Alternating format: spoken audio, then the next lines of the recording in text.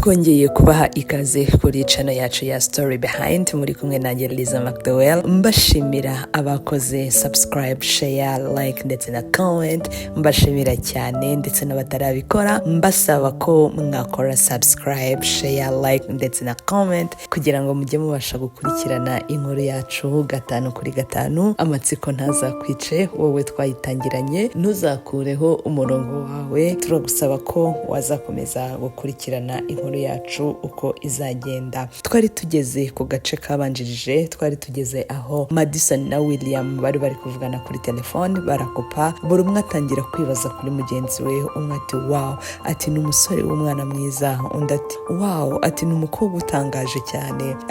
Bukeye umunsi ukurikiye kwa Madison, Hale yumva abantu bakomanga ku muryango w'iwabo. Mu gitondo aza gufungura, abona abantu babiri, umukecuru n'umusaza, bafite ibikarito. Hale arababaza ati muri bande? Umusaza ati waramutse neza, nitwa Joe, nkora mu iduka ricuruza imyenda, none kwa Miss Madison haba ari ahangaha. Hale ahamagara Madison ati Madison, hari umuntu ugushaka hano ku muryango. Madison aza kureba abantu bamushaka, aza yipresenta ati mwaramutse neza, ni njyewe Madison. Umusaza ati ni byiza cyane, reka rero dutangire. Baba barinjiye mu nzu, batangira kumwereka amakanzu ngo ahitemo. Iyo yumva imunyuze arishima, araseka, ubona ko yishimye koko. Bamwereka inigi zo mu ijosi zijyanye n'ikanzu, ubona ko yishimye cyane pe, aranezerewe. Hale araho byamucanze, arabona atazi ibyo ari byo, yarakaye, afite umushiha, afite ujinyori, afite umushiha myinshi cyane muri we. Nuko Madison yambara ikanzu ari kwipima, bati wow,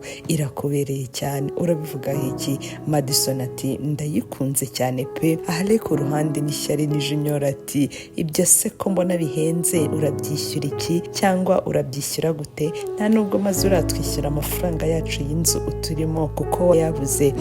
Madison ati mwijwi rituje cyane ati nibyo koko, aravuga ukuri, ibi byose birasa neza ndetse biranagaragara neza, ariko sinkeka ko hari na kimwe nabasha kuyishyurira. Uwa musaza Joe ati wigira ikibazo, umugabo wawe yamaze kubyishyura byose, wowe icyo usabwa ni uko utoranya ibyo ushaka, nta kibazo. Abari aho bose barumirwa, birabarenga, bibaza uwo mugabo waguze ibintu bihenze gutyo ni muntu ki, avaye akora iki?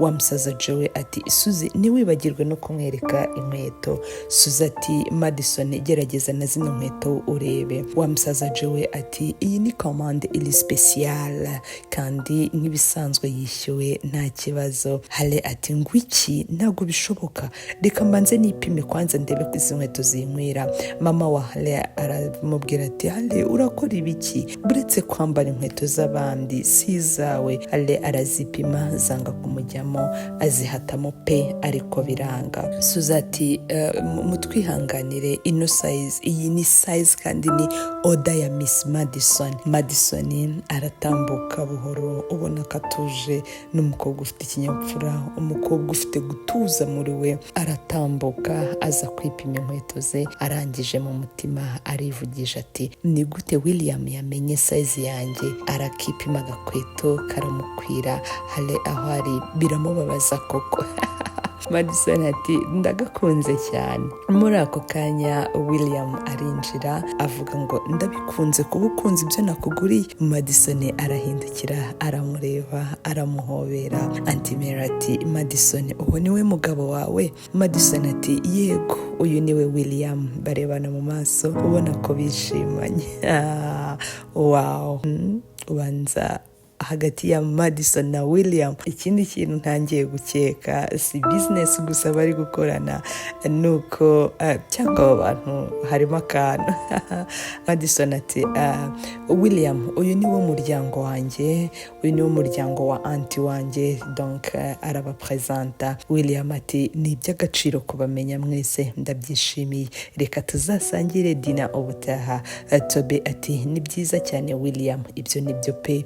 William ati ubutaha reka tuzasangire ariko uyu munsi tuvuge tunapange iby'ubukwe hamwe n'umugore wanjye. Abaza Joel ati byarangiye hano? Joel ati yego nyakubahwa William, byarangiye, twe twasoje hano, murakoze cyane. Muri ako kanya William na Madison bahita bagenda. Madison ati ya Rolls Royce iri hehe? Ni imodoka mbere bari bahuye William afite, so niyo yari arimo arabaza William aramusubiza ati ntago yari yanjye, ntago ndi umukire bene kariya kageni, iriya nari nayitiye. Madison ati okay. Ako kanya binjira muri appartement bari bakodesheje yo kuzimukiramo. Wibuke ko bapanze kwimuka mu cyumweru kimwe. Madison ahageze abona ni heza cyane, haramushimisha. Ati aha hantu unzanye hitwa gute ko ari heza? William ariyumvira mu mutima we ati aratekereza ko hano hantu ari heza, kandi nabwiye Teddy anshakire ahantu hameze nkaho ari aha kera. Ahita abwira Madison ngo aha niho tuzaba nka couple igiye gushyingiranwa, ndabizi ntago ari ibya hatari ariko nirwo rugo rushyashya. Madison ati buretse ngo ntago ari ibya hatari, uravuga ibiki? Aha hantu ni heza cyane pe, ariko mbwira ibanga ryawe ko wagira ngo uri nk'umumiliyoneri cyangwa ikindi kintu. William ati oya, ntago nayiguze, nayikodesheje. Madison ati ubu se wayikodesheje angahe? Sinzi niba naguhaho igice ko yo wayishyuye tugafatanya kuyishyura, ariko ndabona isa nk'ihenze. William ati sinshobora gusaba umugore kwishyura cyangwa gufatanya kwishyura inzu, ntibibaho, cyane cyane iyo uwo mugore yenda kuba umugore wanjye. Madison ati yego nibyo, ariko ntabwo ndi umugore wawe bya nyabyo, rero ngomba kugufasha kwishyura inzu. Wow. William ati ibyo turabivuganaho nyuma, ubu ndashaka tuvuge ibyo turabivuganaho nyuma, ubu ndashaka tuvuge kuri details z'ubukwe. Njye nawe nakoze reservation muri Sunset Resort kuwa gatandatu utaha. Wow. Madison ati Sunset Resort ntago subwo ugiye kujya mu bintu bihenze, kandi nyamara wari gushaka ibyoroheje. Kubona naha hafite ubusitani bwiza, kandi nashakaga njye ubukwe bworoheje, si ngombwa kwigora. William, wow, umukobwa w'umutima. William ati urashaka ubukwe buciriritse? Madison ati yego, icyo dushaka ni amafoto yo kuzajyana muri immigration gusa. Uratakaza amafaranga menshi nkaho uri billionaire, ubundi ukora iki? William ati ndi software engineer. Madison ati niyo mpamvu ibi byose ubasha kubyishyura. Madison ati yeah, none se wareka tugakora ubukwe butoya bworoheje, kuko kubutekerezaho birimo kunsha intege. William ati bibuko ubyifuza ntibikubuze no gutumira inshuti zawe. Madison ati uri mukuri, mfite guhamagara Teresa nkabimubwira kuko tuzakenera abatangabuhamya.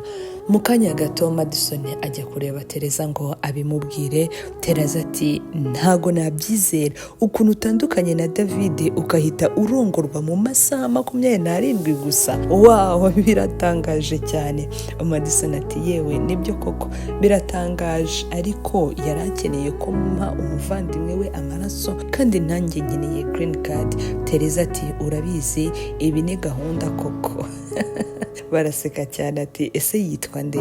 Madison ati yitwa Simon William. Teresa aratungurwa cyane ati Simon William nk'umubillionaire se, CEO? Madison ati no, birumvikana siwe, oya ntago ari uwo rwose. Wibuke Madison ntago azi ko Simon ari umubillionaire, aherutse kumubeshya ngo ni simple engineer. Ati Simon William ni izina rusange. Teresa ati urabyizeye ko atari we? Kuko Simon William nzi ni umukire, ni n'icyamamare, amafoto ye ari ahantu hose kuri internet. Madison ati ndakeka nakabaye mbizi iyo nza gushyingiranwa n'umubiliyoneri. Ni software engineer uraho usanzwe gusa akorera amafaranga atari make kubera kariya kazi akora, ariko ntabwo ari umubiliyoneri. Tereza ati ndakeka uri mukuri, ibyo byaba binatangaje. Ikindi kibazo, ni mwiza se? Madison ati mutegereze muzahura ku munsi w'ubukwe. Baraseka cyane ati ati umunsi w'ubukwe. Tubararikiye gukurikirana akandi agace kacu tugasoreje ahangaha. Tubararikiye kongera kuzakurikirana agace kazakurikira k'iyi nkuru. Niba utarakoze subscribe, tugusaba ko wakora subscribe, share, like ndetse na comment. Tunashimira abari babikoze. Inkuru yacu naha tuyihiniye, naho ubutaha tubifurije amahoro y'Imana. Mugire ibihe byiza. Mwari muri kumwe nanjye Liza McDowell. See you. Ciao ciao.